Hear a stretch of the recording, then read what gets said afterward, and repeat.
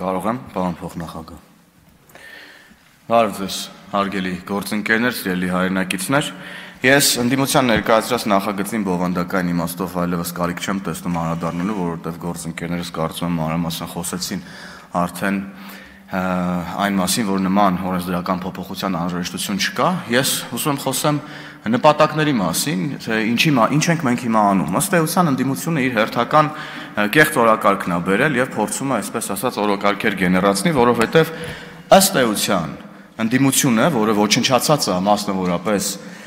օգոստոսի 8-ին կնքված շրջադարձային փաստաթղթերից հետո անընդհատ օրակարգեր թեմաներ է փնտրում իր քաղաքական գոյությունը մինչև այս գումարման վերջ պահպանելու համար, եւ սա հերթական ուրեմն այդ դեպքերից մեկն է, ոնց որ մի քանի օր առաջ այս դահլիճում լսումներ էին, այդ լսումներն էլ հերթական կեղծ, fake օրակարգն էին, ոչնչի մասին օրակարգեր, ինչի մասին որ մեր հանրությունը ըստ էության հենց լսումները նայելով հասկացավ, թե ինչ խայտառակություններ այստեղ կատարվում։ Եվ հիմա էլի կեղծ օրակարգ է բերվել, առայն թե բա ցեղասպանությունը փորձում են մերժել, արտահայտություն հնչեց, որ տոտալ քարոզչություն է տեղի ունենում ցեղասպանության դեմ։ Սա խայտառակություն է ուղղակի, որովհետև ամբողջությամբ նա կեղծ է այս թեզը եւ այն դիտարկումը, որ մենք պետքա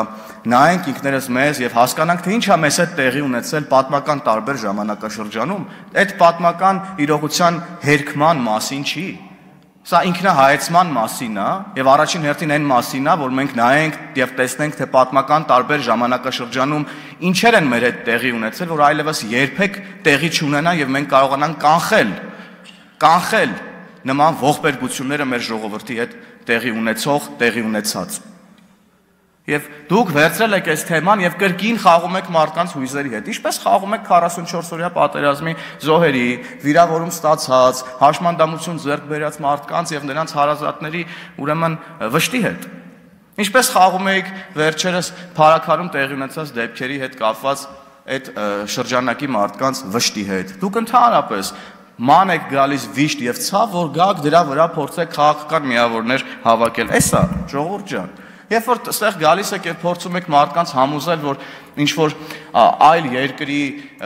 օրակարգեր են այստեղ առաջ տարվում եւ այլն, հղումներ եք անում, գրական ստեղծագործություններ են տարածում եւ այլն, նախ պարոն Մանուկյան, ուզում եմ ձեզ ասեմ, որ ժամանակակից աշխարհում կա on-line գրադարաններ եւ ցանկացած մարդ աշխարհի ցանկացած կետում կարող է կարդալ ցանկացած գրական ստեղծագործություն առհասարակ։